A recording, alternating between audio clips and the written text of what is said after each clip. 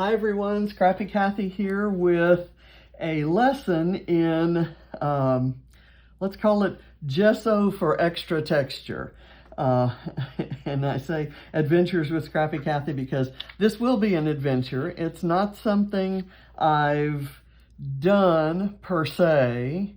I love the effects of texture and I have achieved them both purposefully and accidentally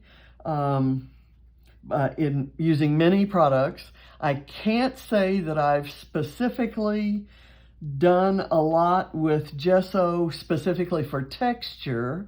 I've used gesso through stencils because it dries quickly and gives me a flat matte effect that if I sprinkle or spray or wash color over will be absorbed differently from if I had used texture paste, for example, things like that.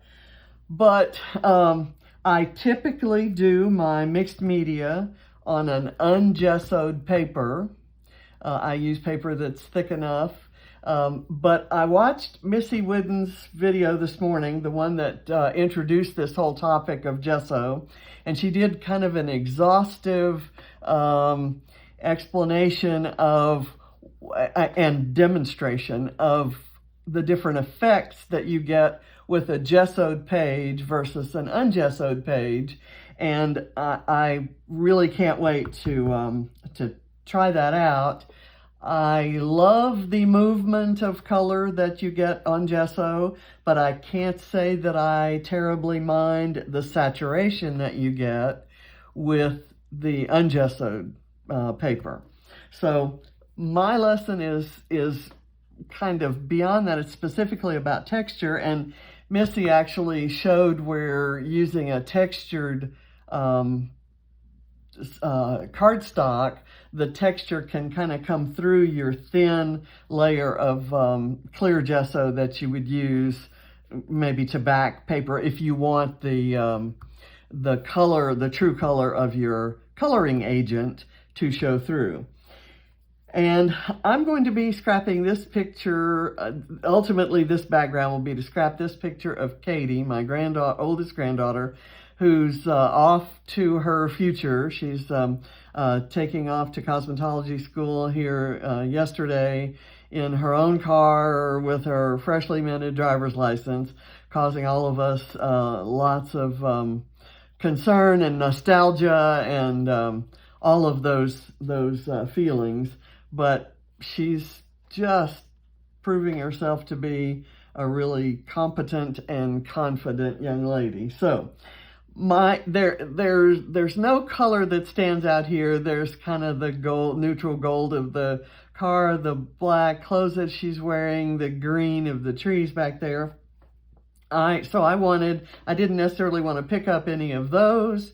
And the composition of the photograph isn't awesome, and it's not necessarily, what am I trying to say? It's one of those photos where you can get artsy with the background because you'll still see get the main story of the photo, which is Katie with her keys getting ready to get in her car and drive away. So the journaling will be important here. So anyway, I'll put that aside. And I'm going to take my little title slide away here and put it aside. And I'm going to kind of go through with you some of the gessos that I own. I went through my mixed media cabinet, and later today I'm going to be doing I'm going to be starting a video series that covers the current state, the reorganization process, and the after state of several areas of my craft room. And the first I'm going to address is the stand that I have beside me where I film the videos. And it was stocked back before I started filming so many videos. And I have decided that I want my mixed media in that stand along with maybe a little area for basics. And I'll explain all of this in great detail, but it is, and going through my mixed media products, I realized I have lots of different gessos. So my very first gesso, and the gesso that I use the least these days because it's so hard to get that lid open, and I'm not going to use it today because I can't get the lid open. A jar like this with a lid will, a big wide lid like that will let some air get in and kind of dry it out a bit, which for gesso, if you want to use it for texture, is maybe not a bad thing, and I'll show you that in a minute. This I bought maybe a good 20 years ago, and it was to coat some cheap canvas to make some wall art, if you can call it that.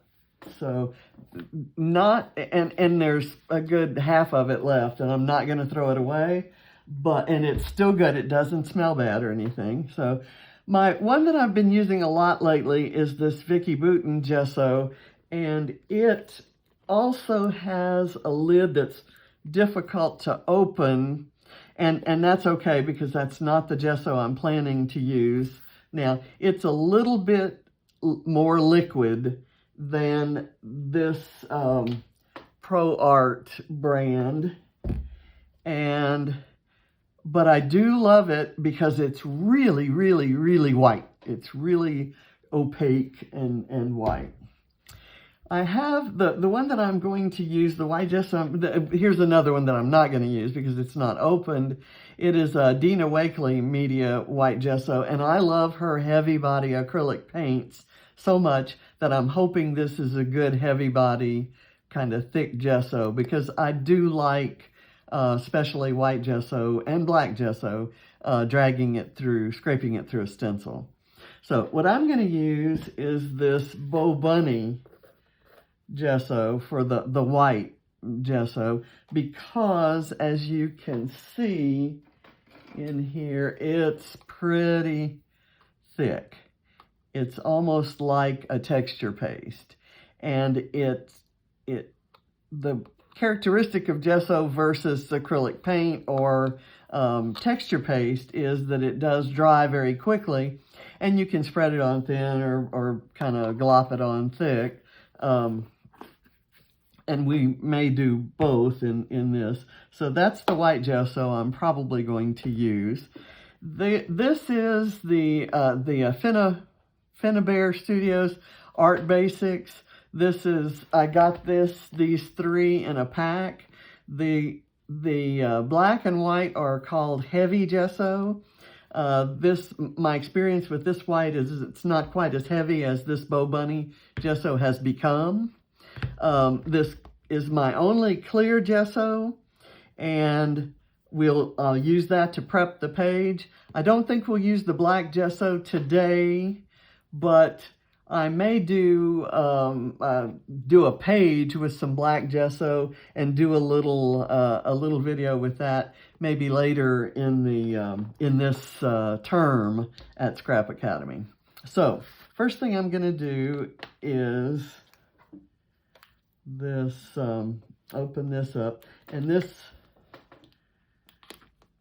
one, I've just gotten this new set, and the clear isn't open because I had used the other clear. So let me get that open. Whoa, and it's white. Okay, that's strange, but I'm going to just go ahead and put it. Number one, it's explosive, and it's white. It dries clear, I'm sure, but I haven't seen.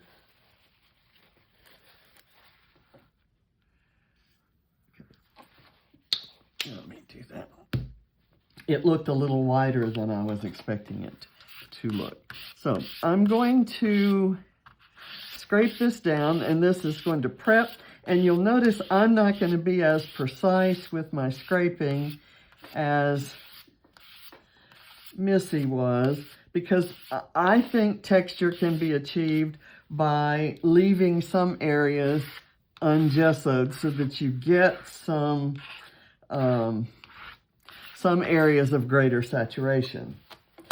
So I'm going to do that. And now my coloring agents are going to be, I want most of my color to be here, and then I'm going to allow some things to drip this way, and then I'll put the photo here kind of across the drips. That's my idea. So I'm going to take the lighter color, and I'm going to actually kind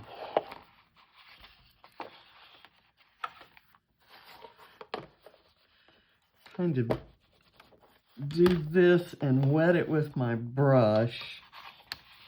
And this is just a bottom layer. We will be doing some more layers on top. I'm gonna kind of do a little, and I'm intentionally not waiting for the gesso to dry completely. I don't, for this bottom layer where we're going to be building up layers of texture, I've got a series of stencils. I want this to kind of be the background, and the stenciling will be done with successive layers of different gessos that will go. That color was Worn Lipstick. I'm going to use Festive Berries, or excuse me, Picked Raspberry here, and then Festive Berries later. Kind of mix this in. And like I said, this isn't intended to be perfect, and you're not going to see this as you're seeing it now when the whole thing is done. I'm going to kind of run through here with some of this and really move it around. This is the Festive Berries.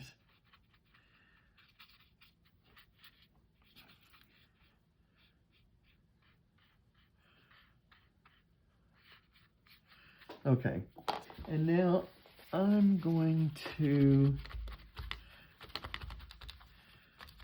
kind of bring that color down and dry that off. Okay, and I'll get this and get a good... Now, I've still got, because the gesso is there, it didn't saturate the paper very much, so the color isn't very saturated. I have a brush from my, and I'm going to leave the same colors on my my bucket lid that is serving as a palette for me this morning. Okay, now I'm going to take one of these two stencils to get my background, and I kind of am going for a road look, or something that evokes tire tracks or travel, and I've used this one for that, but I think I like this one just for the heck of it. So right now I'm going to use some of this white gesso kind of just over the color, unevenly spread. I'll use it across this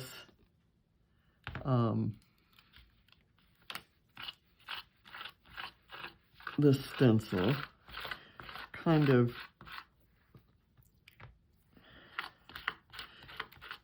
And what I'm thinking is that I'll get different effects happening where this white gesso is versus the part that the gesso doesn't touch. Even though there's clear gesso below, I'm expecting a little bit difference in the effects. and it's one effect on top of the other. So I'm thinking that's where the texture will come from.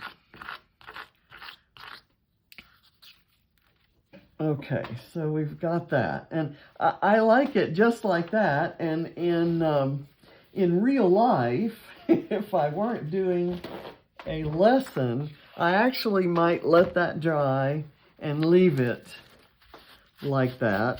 While that dries a bit, I'm going to wipe the stencil off. And what I'm going to do next is take the same Distress Oxide colors and kind of brush over the area that was stenciled only, and trying not to touch the area that wasn't stenciled.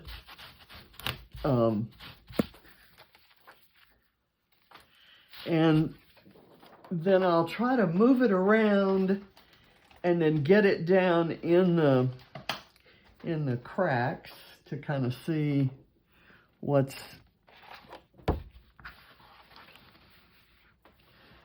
how it works there. And then I've got a couple of other stencils that I thought I'd do on top of that with clear gesso, just kind of doing clear first, then white, then clear.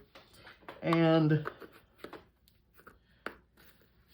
I have no idea what to expect from any of that. So let's go now to some of our color. Kind of go here. And that gesso is wet. And I'm using the darker, the Festive Berries mostly on here, though I'm letting my brush kind of get over onto some of the other colors. And it's picking up a little of the gesso and mixing it with the paint, but this is giving it kind of a rough look. If I use a little more water, it moves around a little bit better. And I'm just kind of trying to get those blocks in. And then I'm going to get a different color on my brush. Let me kind of go out here. Okay, now I'm going to really rinse that brush out, and I'm going to go with the picked raspberry color and kind of let it get on the paper and kind of brush off some of that color. So in this case, it's kind of the gesso. It's also kind of the coloring and the stenciling that's going to account for the texture that we see. Now let me clean off my palette so that I have only that, what I'm going to call the prettier color on there. And I'm going to apply it a little bit differently. Let's get that off there. And I've got gesso over here, so if in my final approach, I'm going to have some dripping, so I'm hoping that when I turn it that way. But for right now, I want to apply some color, a little bit more intense color through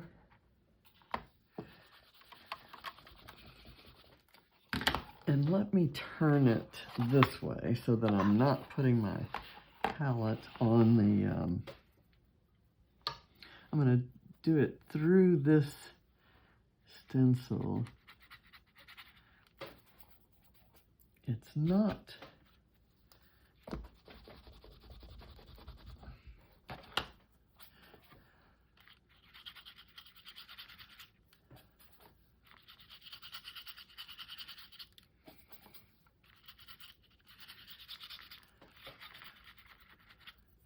Let's see what that added. Okay, you can kind of see where that went on, but it actually it picked up some yellow. My stencil wasn't clean, so this is embarrassing. It picked up some yellow, but you know, I'm going to go with it because it adds an additional dimension to the composition. And I'm going to leave that there. I'm actually going to clean the stencil. I know I cleaned this, but I probably just did a swipe with paper towel, and this color, the color that was on there, I remember the layout that I used it. It was a mixed media frenzy where I added some yellow texture on top of a blue composition. So let me try this. I'm going to press my stencil into the ink.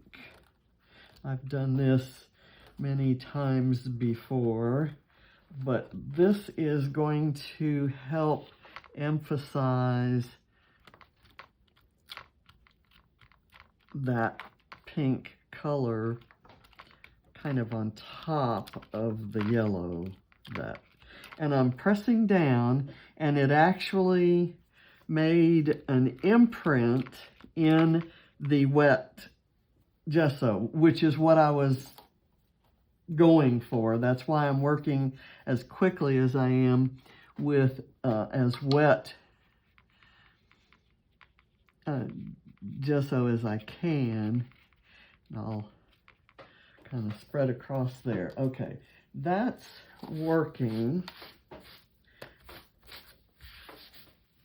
And now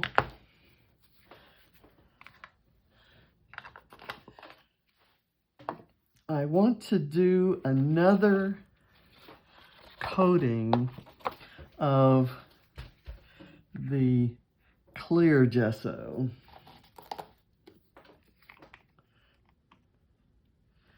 But I'm going to apply it with a paintbrush just over that.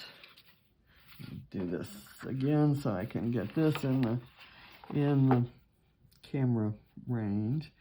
I'm going to mix it with this paint and a little bit of water, and just apply it over this in almost as a sealer, and so that when I add some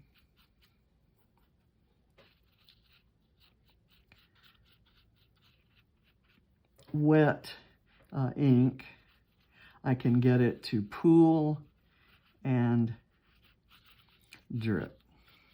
So that's kind of somewhat downplaying the texture that was there, but we can go back and add to that. Right now, I want to get the colors very wet, and so I'm going to do one at a time on my little bucket lid here. I'm going to kind of space them out like I did in the beginning. And I'm actually going to spray this. Let me get the gesso off my brush. It's not going to hurt anything. It'll probably just condition my bristles. Okay. Here's where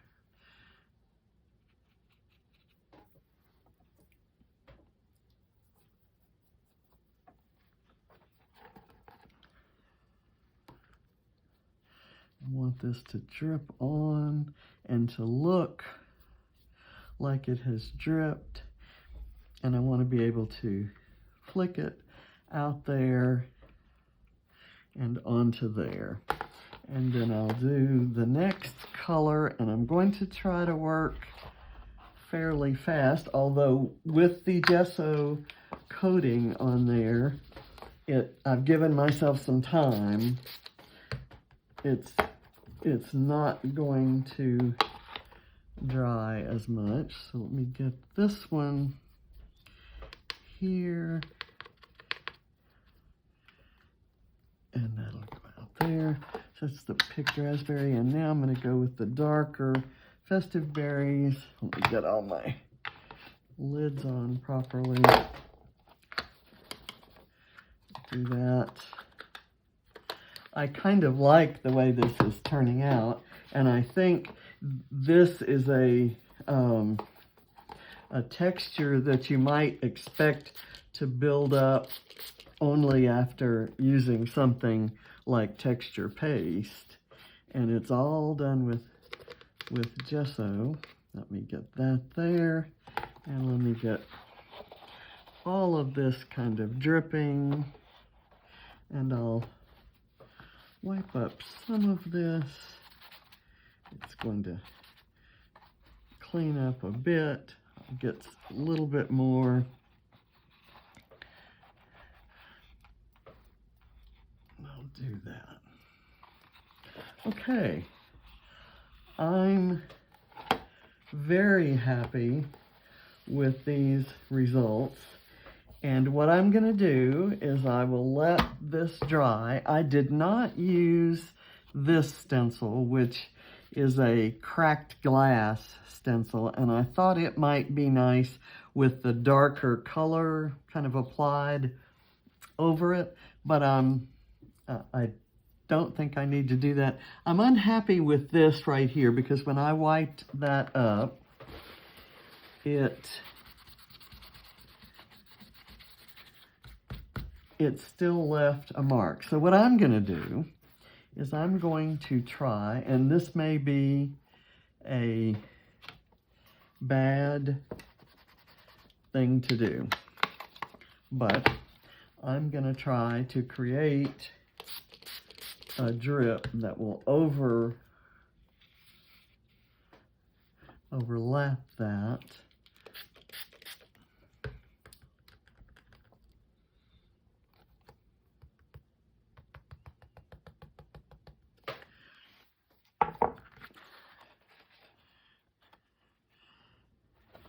Okay, I'll let it go like that, and kind of like that, and I'm getting a little more movement up here, and a little bit here. The idea is that the photo will be here. That's kind of the direction she's headed. What I should do, and I may do this, is print the photo so that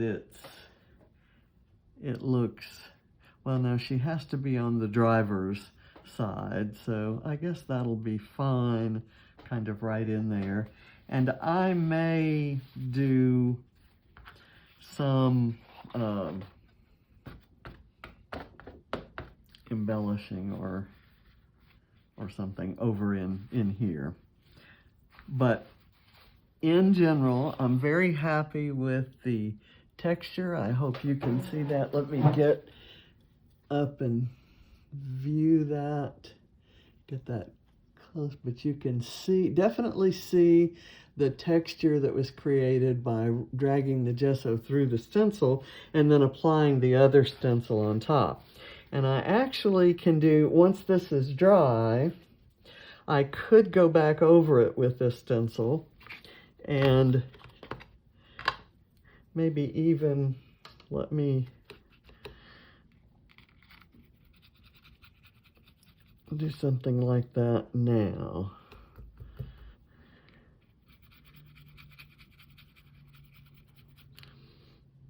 Okay, that's good. That's adding to it. Okay. Like that. I like that. Okay, so hopefully this has given you some ideas and given you something to try, and maybe you have other ideas and you can let me know what your ideas are. I will finish this layout in time-lapse video, and I'll include it when I post it. And I hope you enjoy playing with gessos, and from Missy's video you'll learn the value of gesso in terms of color movement and prevention of paper warping and so forth. Nothing's ever too much for me, so I like just doing little dots of this remaining color that's on here, and I can add some water and kind of get a little more of that color in here. But I like that the pale colors that I did the very first process that I tried, those are kind of peeking out in some of the areas, and you can kind of see that right in here and here. So enjoy, play with your gesso, and I'll see you next time. Bye.